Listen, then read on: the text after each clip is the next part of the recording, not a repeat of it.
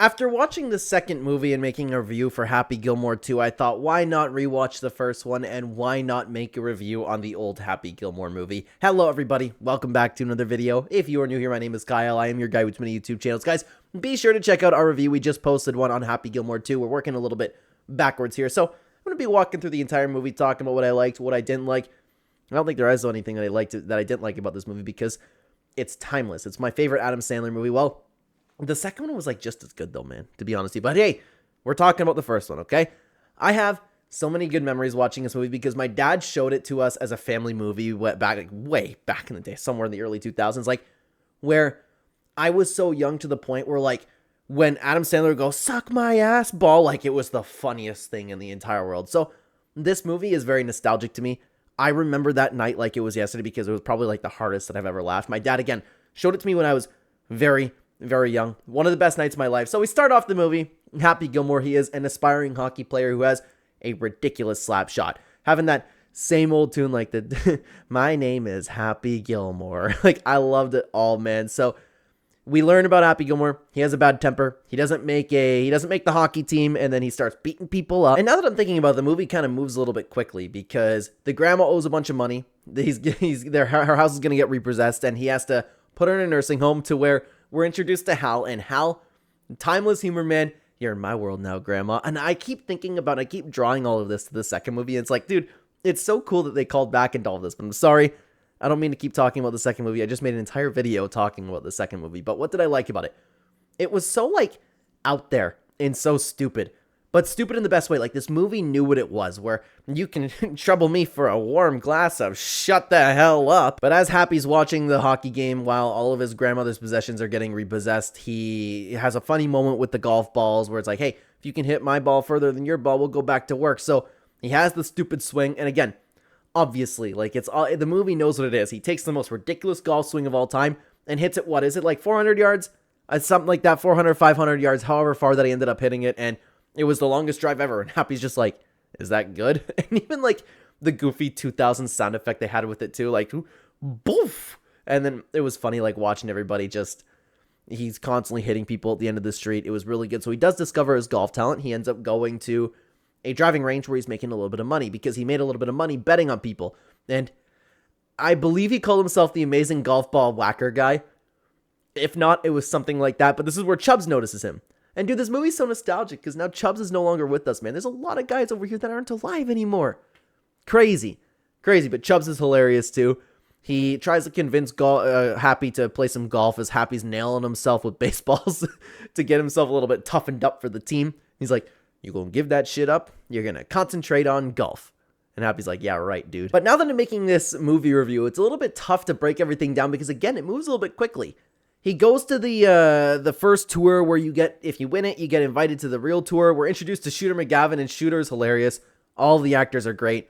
We're also introduced to Virginia Bennett, and I just like how like stuck up Shooter is, right? It's like, well, not all of you are going to be able, my colleagues. One of you are going to be able to. All of you are now my friends. And he's like, dude, he plays the perfect part. And this is what was so good about the movie. And whoever thought about this idea, you take that culture, because I'm somebody who loves golf. But there are a lot of idiots like Shooter McGavin in golf.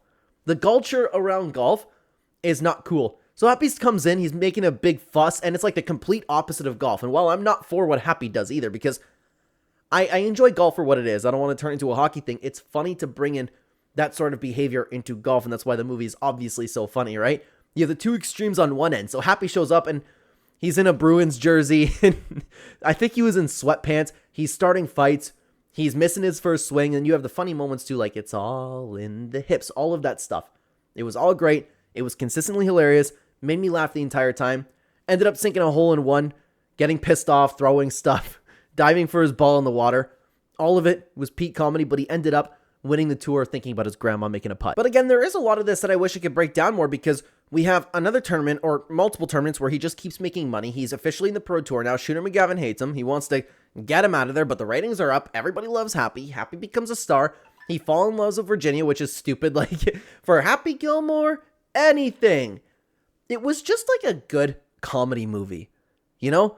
He's throwing stuff. Virginia's counseling him a little bit where it's like, oh, here comes the putter throw, and he has to like calm down.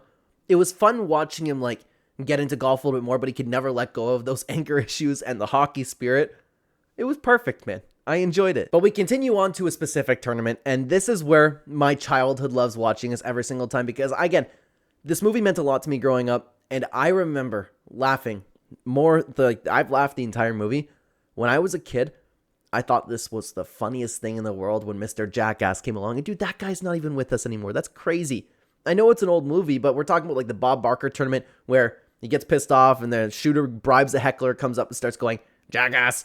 And you know what's funny is when I watch this back, like there are still a lot of things that make me chuckle about Happy Gilmore, but when I watch this back, I actually don't laugh at the Jackass thing. It's just like, I can't help but have a smile on my face because I remember watching with my dad and I remember how hard I was laughing at it. My dad was laughing because I was laughing at it. Like, this movie is one of the nostalgic ones for me, you know?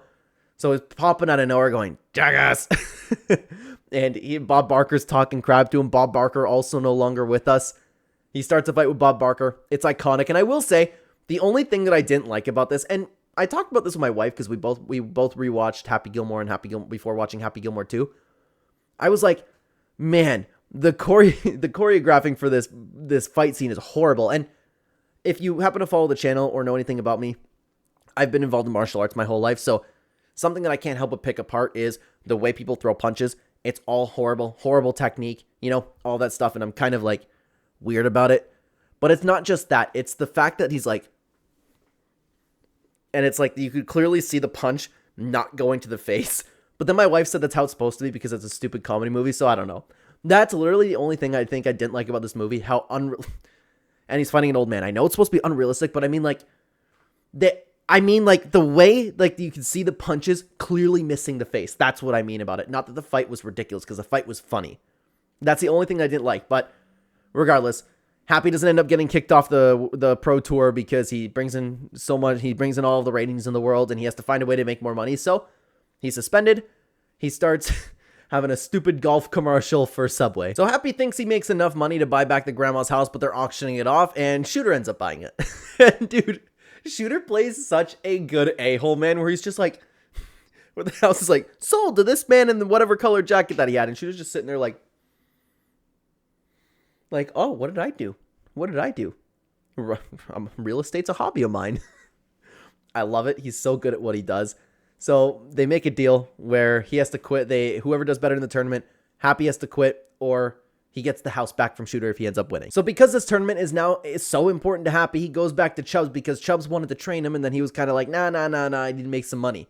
They have the funny scene where they learn how to putt. The Happy place gets introduced. That's hilarious too. We have the scene of the "you're gonna die" clown.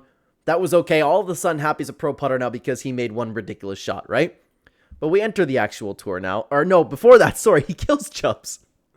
And I forgot to mention the whole fight with the alligator. He ends up giving him a prize. Chubbs ends up dying. And the best part about it, dude, Shooter's so funny. He's like, what a shame. What a shame.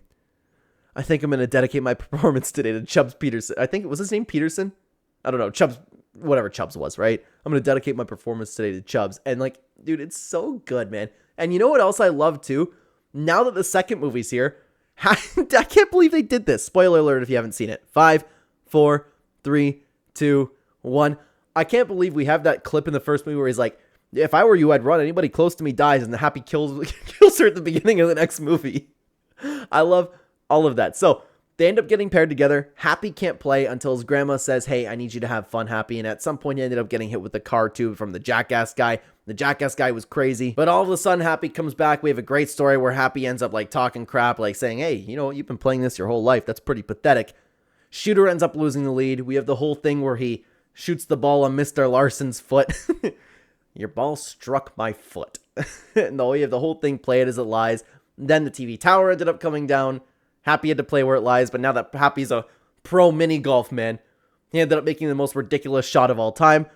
The movie ends up coming to a close with Shooter stealing the jacket and everybody beating him up. And the construction guy like, I believe that's Mr. Gilmore's, and start, dude, it was a really stupid, funny movie. I wish I could have broke it down a little bit more, but the movie ends. They get the house back. He's waving to everybody in the sky, just like Happy Gilmore 2, dude.